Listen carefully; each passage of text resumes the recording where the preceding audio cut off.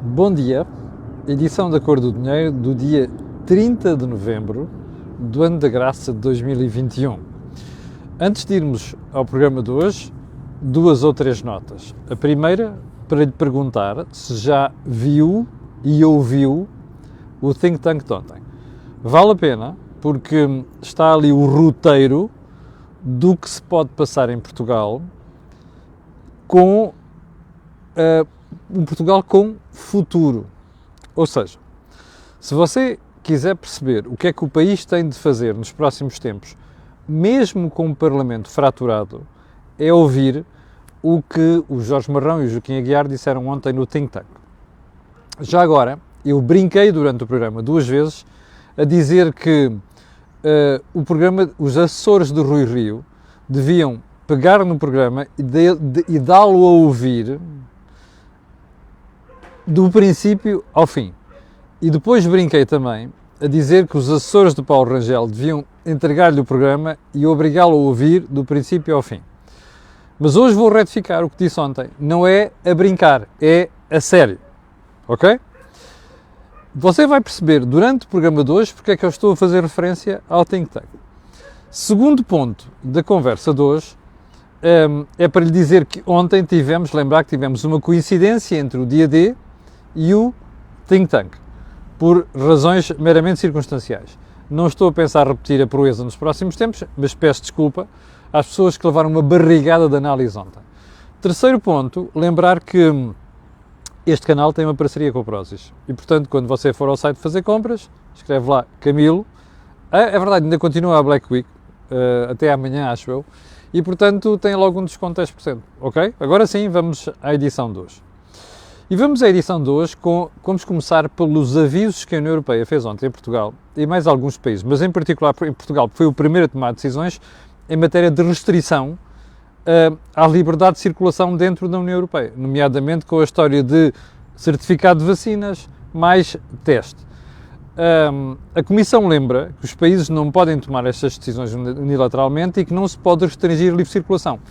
Eu acho muito bem, e vem mesmo a jeito, porque o que nós estamos a ver nos últimos dias é uma sobre-reação, overreaction, claramente. E isto tem a ver com as culpas no cartório que o Governo tem nesta matéria de não prevenir devidamente o que o país deve fazer por causa da Covid. E já vem do ano passado, portanto, é má consciência do Governo. Acho muito bem, o aviso veio a horas.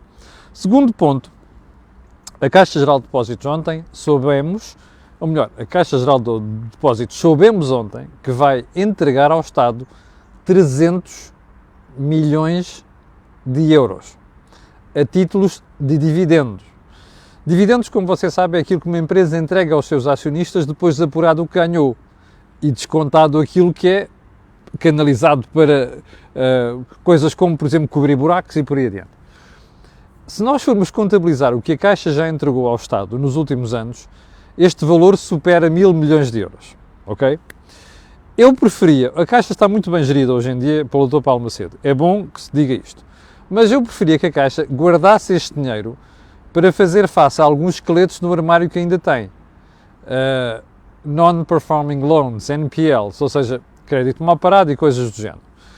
E gostava muito que a Caixa criasse um buffer de capital. Eu já sei que tem um grande buffer de capital, o Dr. Paulo Macedo já explicou isto várias vezes em público, mas a gente nunca sabe o que aí vem, certo? Portanto, preferia que fosse isto. Entregar este dinheiro ao Estado é malbaratar dinheiro do contribuinte.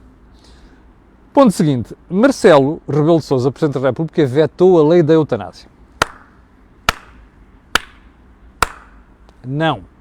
Não se entenda por aqui que eu sou contra a eutanásia, não é nada disso, não vou discutir isso aqui. O que vou discutir é a falta de vergonha dos deputados da extrema-esquerda e do Partido Socialista que querem meter pela janela o que não entra pela porta. Eu disse-lhe isto aqui há 2 semanas, que não achava piada nenhuma ao Parlamento andar a fazer corridas para votar e para tentar meter pela janela o que não entra pela porta. E o Presidente da República pôs ordem no assunto ontem, porque vetou a lei aprovada pelo Parlamento. O que é que disse o Sr. Presidente? Eu vou-lhe citar a frase. O decreto mantém numa norma a exigência de doença fatal para a permissão de antecipação da morte, que vinha da primeira versão do diploma. Mas alarga, numa outra norma, a doença incurável, mesmo se não fatal. Não são a mesma coisa, pois não? E noutra ainda, a doença grave. Ou seja, está a ver o que é que dá às correrias. Bem, das duas, ou o legislador foi estúpido, acho estranho tanta gente estúpida ao mesmo tempo, ou então quis deixar aqui assim en passant, olha, isto é para doença grave. Mas é para doença incurável. Mas ainda pode ser para doença grave. E o que é que você vai ter com leis mal paridas como esta? É que daqui a uns tempos há um caso qualquer e a malta diz não pode ser, e o outro fulano pode ser, e depois vai tudo para tribunal e anda o país a discutir isto durante semanas. Porquê? Porque uma lei foi mal parida. Portanto, só tenho pena que o Marcelo não anda a fazer vetos a outras leis.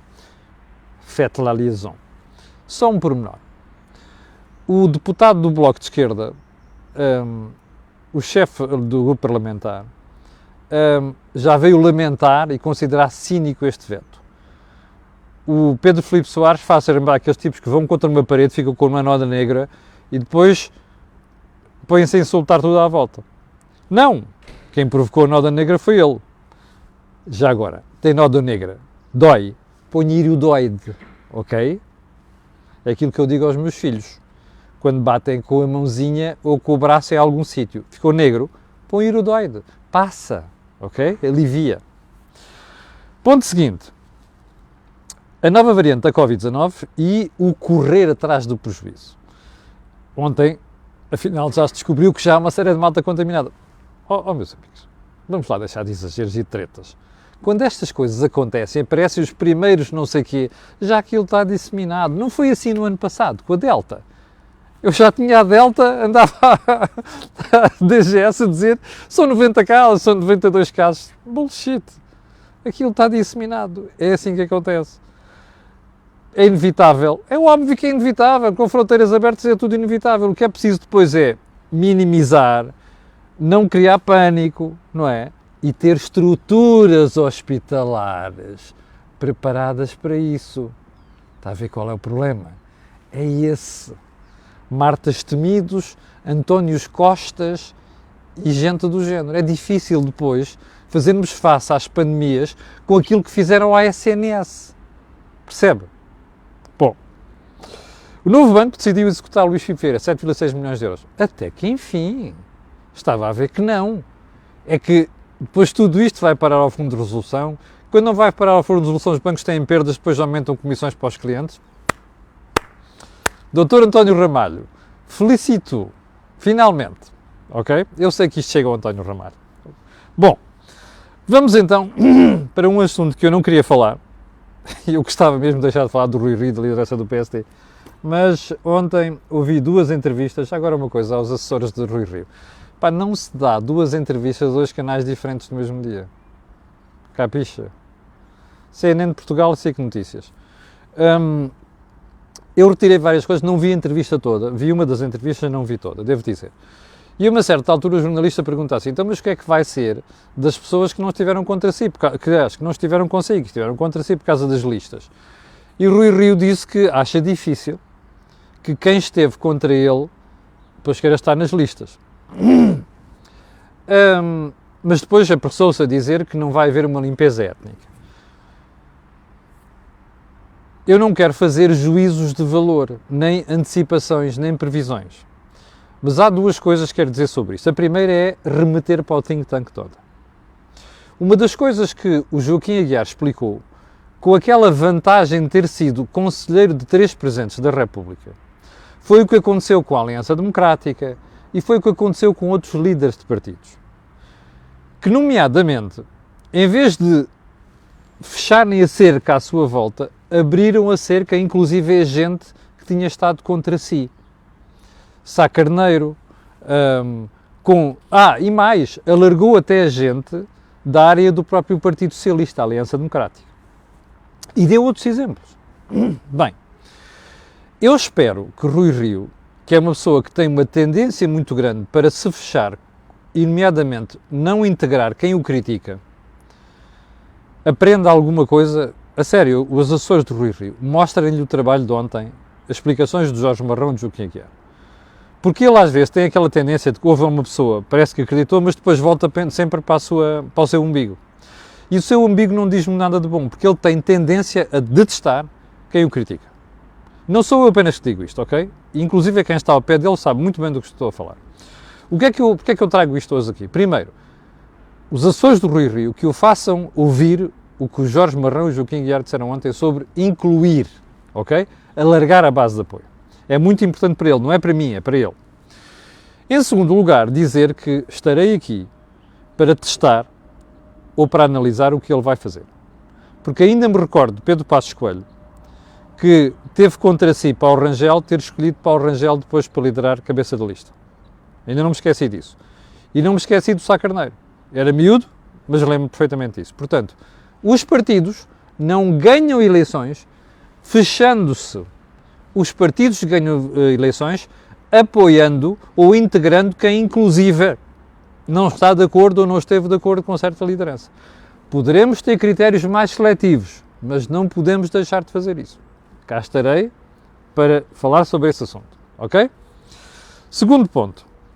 E de outra forma vai baixar, já ontem houve espectadores que perguntaram porque viram algumas notícias sobre o assunto. Eu ainda não estudei o assunto e, portanto, não quero falar sobre isto, mas prometo que esta semana tratei desta matéria. Agora vamos ao assunto principal de hoje. E o assunto principal de hoje é o nosso querido Mário Centeno, Governador do Banco de Portugal e ex-Ministro das Finanças da República Portuguesa. Ex-Ministro das Finanças durante 6 anos. O Dr. Mário Centeno ontem, numa conferência, Os Desafios da Economia Portuguesa no pós-pandemia, disse várias coisas. Tudo o que disse ontem sumariza-se num problema. Nós temos um problema com as finanças públicas. E nós temos um problema com a despesa. Portanto, temos que resolver esse problema da despesa por causa da dívida que temos. Basicamente, em súmula, foi isto que Mário Centeno disse. Eu vou-lhe citar a frase dele e agora vamos analisar o Mário Centeno que disse isto. E as consequências daquilo que disse o ex-Ministro das Finanças, que ainda tem, que agora é Governador do Banco de Portugal, mas ainda tem sapatos de Ministro das Finanças. Ouça isto. SIC. O país tem uma janela temporal que avalio entre 2 a 3 anos para reverter o aumento de despesa permanente acima da trajetória do PIB. Quando é que isto aconteceu? É o próprio Centeno que dá a resposta. 2020 e 2021. Então vamos lá ver se a gente percebe isto. Imagine você que na sua vida diária você precisa de se ir endividando para fazer investimentos, uma coisa qualquer. Mas você tem uma limitação. Quanto é que você ganha? E quando você faz esta análise na sua vida, diz assim: eu não posso endividar a um ritmo maior do que aquilo que eu recebo. Isto é 101, ou se quiser, introdução às finanças públicas. Isto quer dizer que um país não pode endividar-se mais do que cria riqueza. Porquê? Porque senão deixa um dia de poder pagar essa dívida. Percebe? É este o problema que nós temos. Pois Mário Centeno vem dizer isto porquê? Porque ele diz assim: bom, por causa da pandemia, em 2020, 2021, nós endividámos-nos mais do que cresceu a riqueza do país. Ora, isto é um problema. Portanto, temos aqui um limite temporal. Temos 2 a 3 anos para interromper esta marmelada. Isto é um aviso ao Governo.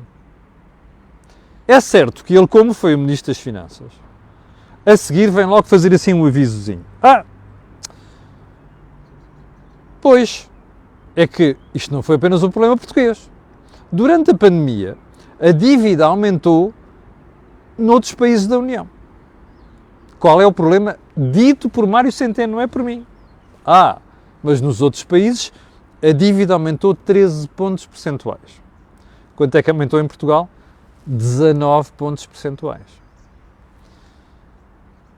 Mário Centeno diz isto do alto da cadeira do Governador para o Ministro das Finanças e para o Governo e para o país. Porquê é que ele diz isto? Porque a nossa dívida saltou para 135% do produto interno bruto, como ele mesmo disse. Agora está em 131,4%. Mas, como eu lhe disse aqui já várias vezes, nós vamos chegar a um período em que recuperamos o nível de riqueza de 2019, antes da pandemia, mas a dívida vai estar pelo menos 12 pontos percentuais acima. E a pergunta é esta: isto é sustentável? Não é. E o que é que Mário Centeno percebeu? E já percebeu há vários meses. E agora começa a dar voz a isto.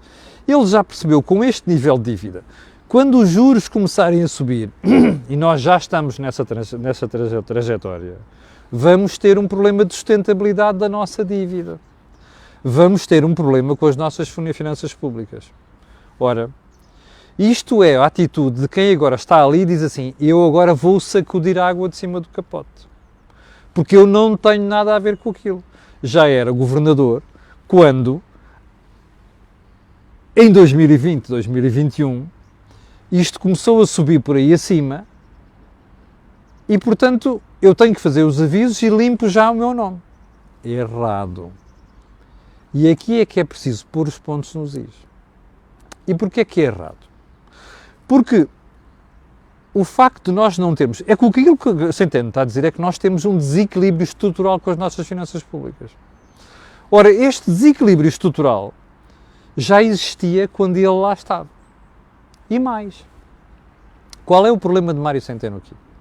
É que Mário Centeno, o que está a dizer, é ignorar que ele contribuiu para o problema. E agora vou-lhe explicar como é que ele contribuiu para o problema. Primeiro, a tendência de subida da despesa pública aconteceu sempre, desde o primeiro ano de Mário Centeno como Ministro das Finanças. Mais. Porquê é que o Mário Centeno aumentou a despesa pública nos últimos 6 anos? E o António Costa? Porque andaram a dar doces à administração pública, a aumentar rendimentos quando o país não podia fazer. Mais. Como você se recorda, foi o Mário Centeno que decidiu a baixa das 40 para as 35 horas de trabalho na função pública.